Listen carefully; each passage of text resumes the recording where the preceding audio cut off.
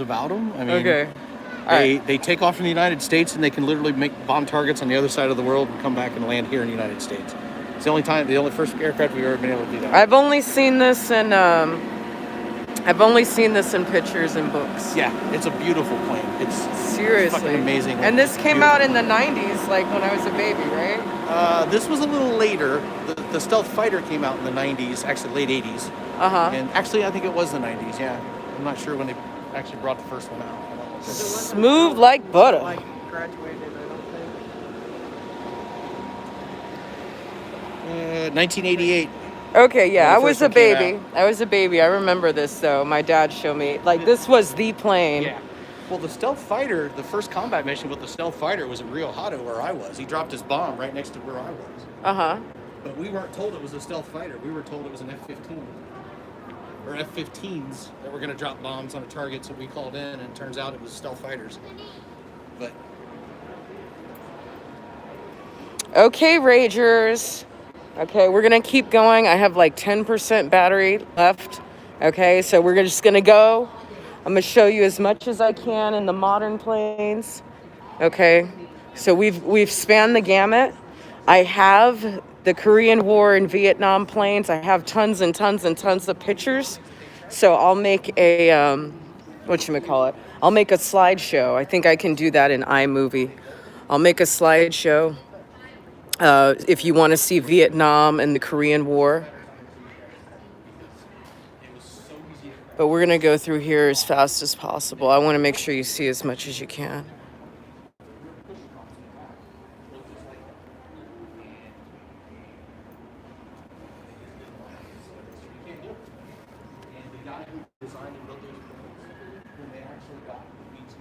Raging Cajun.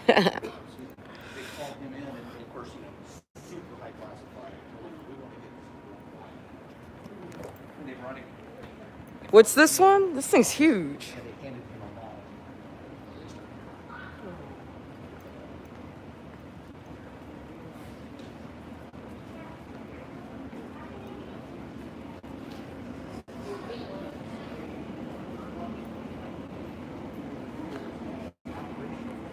and nobody had ever seen it before, which that doesn't happen. You don't test fly planes for years.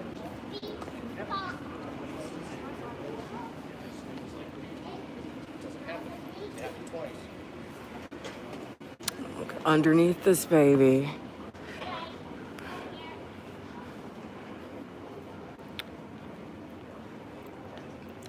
Damn.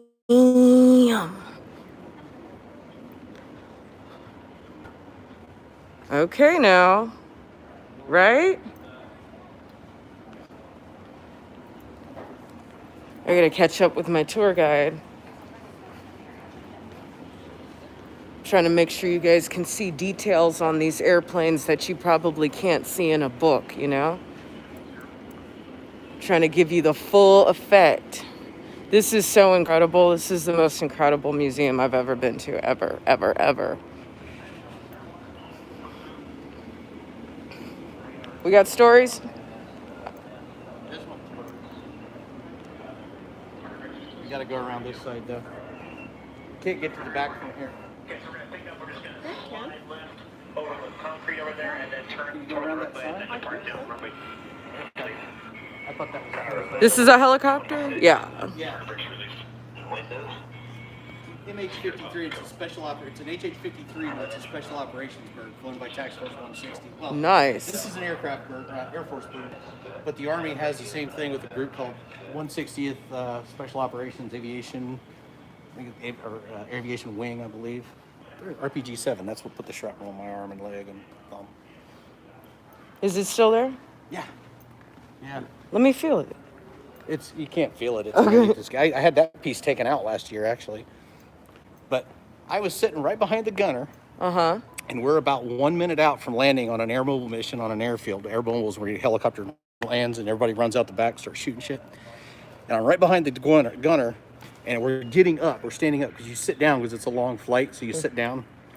And I stood up, and just as I stood up, we started to take fire, and the bird flipped that ass end around because this tail rotor, when these things turn, it's not a smooth turn, it's a jerk, especially if you're here in the back. And He jerked, and I went straight for the back of the ramp. And we're doing like, 100 fucking knots, about 100 foot off the ground. And I did one of these numbers, and I was looking at the treetops. Oh, somebody God. reached out, and I don't know who, and they grabbed my rucksack. It's like it went vertical. And they pulled me back in. No, I was falling out. I was leaning out over the edge, and they grabbed me, and they pushed me over to the side, and I got a death grip on the right side right here, the side right here, and I was holding on like this, and I was just like, because like I said, I was leaning off that ramp like this, looking at treetops at, 120, 150 miles an hour. We're glad you're here. I came very close to dying that morning. Thank God That for was that Christmas guy. Day, 1989, December 25th. Merry Christmas. Christmas Day. There's your life, asshole. Yeah, we went up to David, Panama. Take over an airfield up there. But yeah, that was a close one. MH53M, and then you said, what was the Army version called? Same thing. Okay. Yeah, it's the same thing. The M designates a special operations bird. Uh-huh. You get the different paint scheme. They get the miniguns, a lot of other sensors. They get the refueling boom on the front. That long pointy thing on the front, Yeah. that's for refueling. You can mid-air refuel. You don't have to land. Right. I've seen that before. Yeah, that's what that's for. So the special operations birds get those, the pave low. Yeah, when you see the pave low, pave tack, pave anything, that's a special operations bird. Okay. Armament. They Combination carry all kinds of stuff. of 3 Primarily the miniguns. or 350 cals. All right. But this is not a dropping bombs plane. No. This is. This is a carry troops helicopter. Carry troops behind enemy lines at night. Bird. Long distances. Special operations stuff.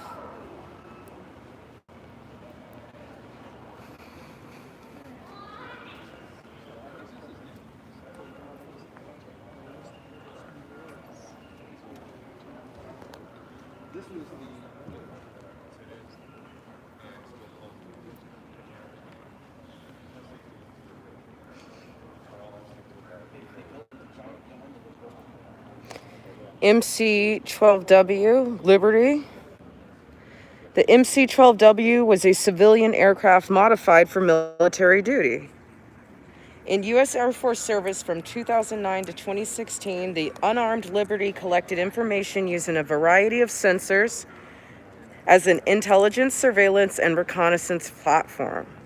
Flying at low and medium altitudes over Iraq and Afghanistan, MC-12 crews spotted more than 650 enemy weapons caches and aided in stopping more than 800,000 terrorists. Liberty crews flew for more than 400,000 combat hours.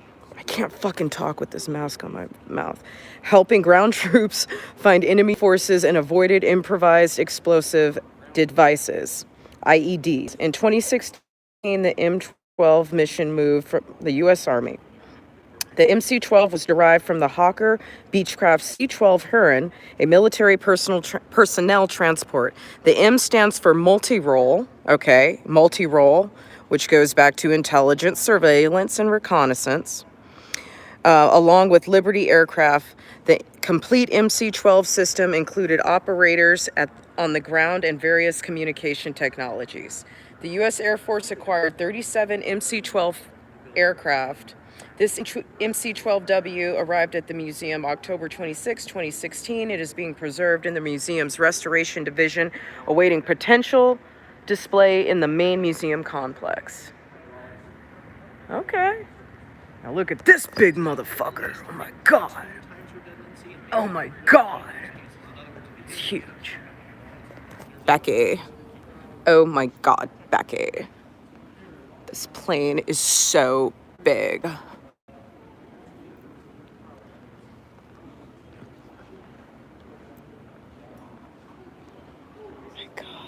Oh, a drug smuggling plane. Okay, this is called an AC-130A Spectra. Okay, the AC-130A Spectra is a C-130 transport aircraft converted to a gunship primarily for night attacks against ground targets. To enhance its armament's effectiveness, it has various sensors a target acquisition system, and an infrared low-light television systems. The versatile C-130 Hercules, originally designed in the 50s as an assault transport, was adapted for a variety of missions, including weather mapping and reconnaissance, mid-air space capsule recovery, search and rescue, ambulance service, drone launching, mid-air refueling for helicopters, and as a gunship. The C-130 could transport up to 92 combat troops and their gear, or 45,000 pounds of cargo. Where facilities were inadequate, the Hercules could deliver cargo by parachute or by a low-altitude parachute extraction system without landing. Okay, let's look a little bit more. I think they have some. I want you to see the other side.